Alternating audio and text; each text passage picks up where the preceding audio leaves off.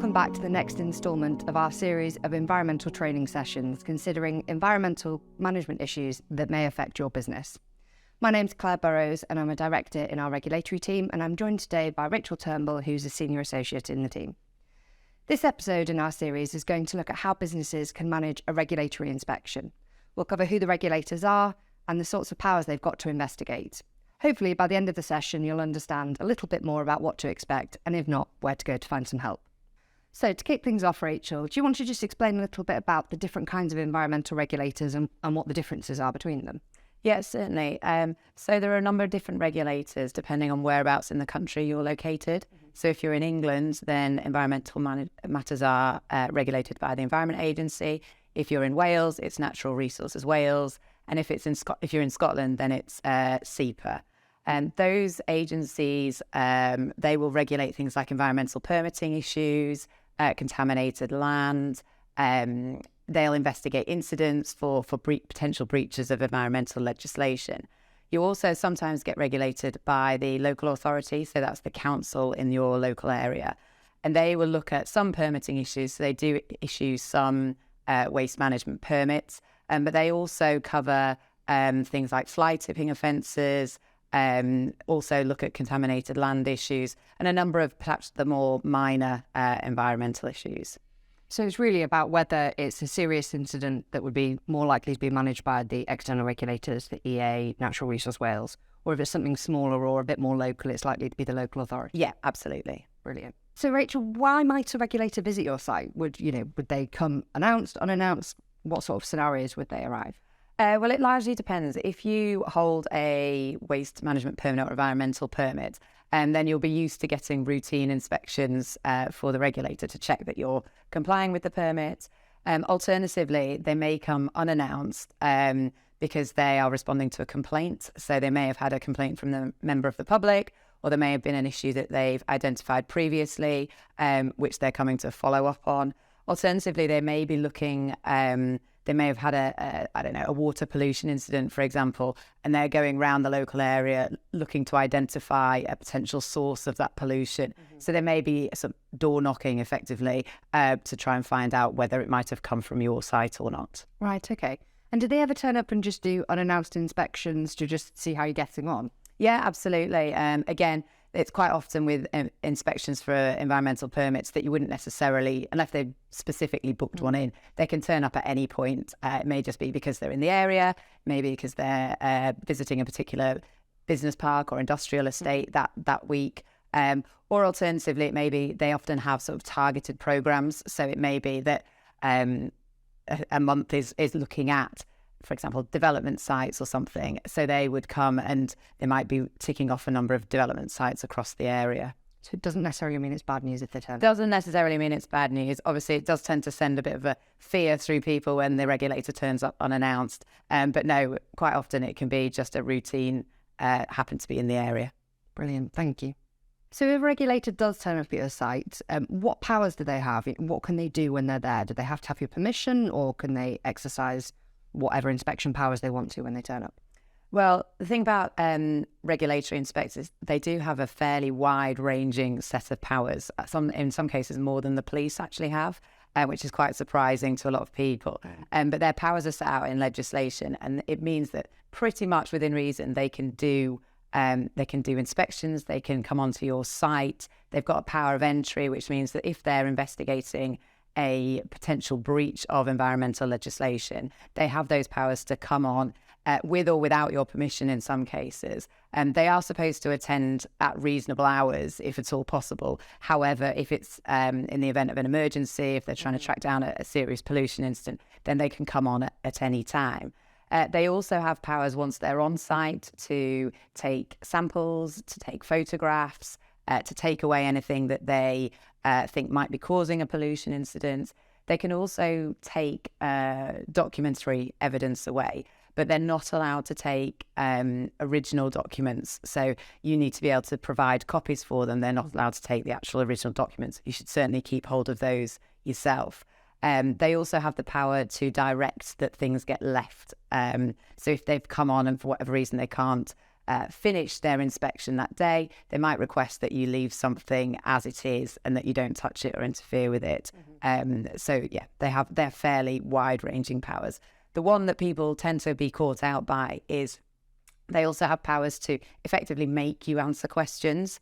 So what that means is if they think that you have got information that will help them either identify a pollution incident or understand what's happened, then they can ask an individual to answer questions, and you have to answer the questions. The saving grace with that is that though the information that you give can't be used against that individual personally. But it's really, although it's quite alarming in some cases, it's really a safe way of them getting the information from you that can't then be used against you. But presumably it's important for you to understand what obligations a regulator's got. Obviously, you've listed a number of things that they can do. Equally, there'll be things that they can't do. So I guess understanding the balance of what's acceptable and you have to allow an inspector to do and what isn't, so that you can control that information flow is quite important, isn't it? Yeah, it is. And it's really important for not just the person who might be handling the inspection, so your EHS manager or somebody who might direct the inspector to, but also for people who are, maybe the gatehouse operator or the receptionist in your business, to know, so that they know what they need to allow an inspector to do. They don't just need to let them waltz in and have free reign over everything, but they do need to not turn them away and say that they can't come in. So it's educating people about what powers they've got, when they're allowed to use them, to make sure that everybody knows what to do, but also not to let inspectors have sort of free reign over your business. Sure. What should they safeguard against? Well, I think the first thing is, like I mentioned in the previous response, is having an awareness of those people who are first going to interact with the regulator as to whether they're allowed on site, where you want to hold them whilst you're collecting the relevant people. There needs to be somebody who is or who already knows that should a regulator tip up, that they are the person who's going to be responsible for dealing with them. So that might be, depending on your business, it might be the managing director, it might be a site manager, it might be your EHS manager. It doesn't really matter who it is that's got that responsibility, as long as there's a known person, so that the receptionist or the gatekeeper knows who to call to say, we've got regulators who are at the front door or what have you. And then we would always advise that as much as you are able to, given the wide-ranging powers that these inspectors have, that you cooperate as much as you can. If needs be, if you need to buy yourself a bit of time, put them in a room, get them a coffee, sit down whilst you're sort of collecting the team of people that you need to go with them round site. I think they also, to benefit from their powers, they need to follow certain rules when they turn up at site. So, for example, they need to be able to provide you with identification. Quite often this is a warrant card which has a photograph and their name. It's advisable that somebody takes a record of, it's very simple things, but takes a record of the name of the person who's on site. They also need to give you a sort of brief outline of what it is that they're there for. Sure. They don't just get to walk around on the off chance. It may be it's a routine visit, we're investigating a specific complaint, whatever it is, but you should have a general idea as to what it is that they're looking for. What we would also always say is never just let the regulators kind of walk around the site unaccompanied.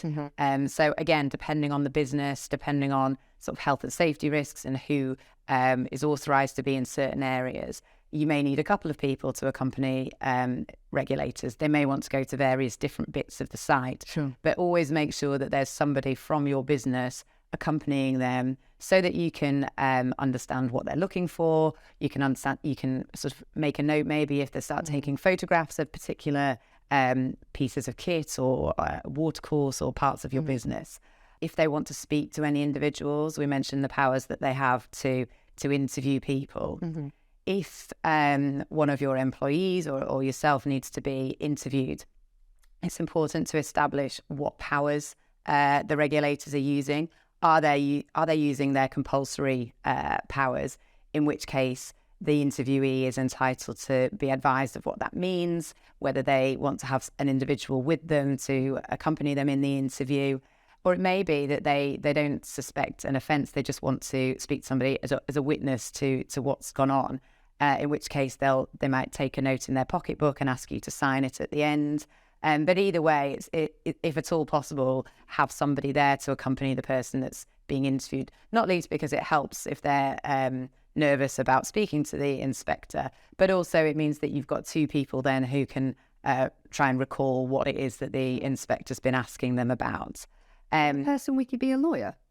Yes, yeah, they can be. I mean, again, depending on your business, it will depend on whether you have felt it necessary to contact your legal team. I mean, that for some businesses, that would be the first call they make. If an inspector has turned up out of the blue and there's a significant issue, they would call either their in-house legal team or their external law firm to support them. And in that case, then that lawyer can be present, can be on site.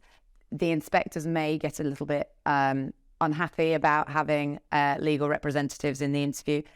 So it's really a balance of showing cooperation, but making sure that your business and your employees are protected to the sort of highest level that you can manage. And presumably it depends what kind of interview is being undertaken. If it's the sort of voluntary ad hoc questions, probably not quite exactly to have a lawyer, but actually the other kind of interview you spoke about, the Police and Criminal Evidence Act one, where they can compel you to answer a question, probably more likely to want a lawyer in that situation. Yes, absolutely.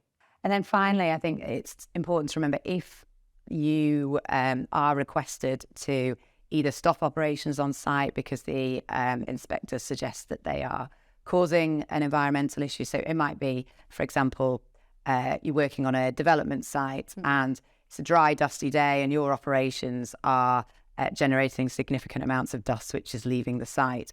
If you are asked to stop operating, although it's obviously going to cause significant disruption for the business, it's really important that if you can, you cooperate with the officer and stop what you're doing, stop anything that might be causing an incident, turn off a certain machine or whatever it is, until such time as you're able to make sure that you're not going to be causing that incident anymore. Again, should it end up in enforcement action in the future, there's a lot of mitigating factors that can be taken into account, and cooperating with the regulator, taking prompt action to investigate the cause of an incident and rectify it, remediate any damage that's been caused. That should all be prioritised and demonstrated to the regulator. Yes, there's an issue. We're cooperating. We're doing everything that we can to stop it happening again.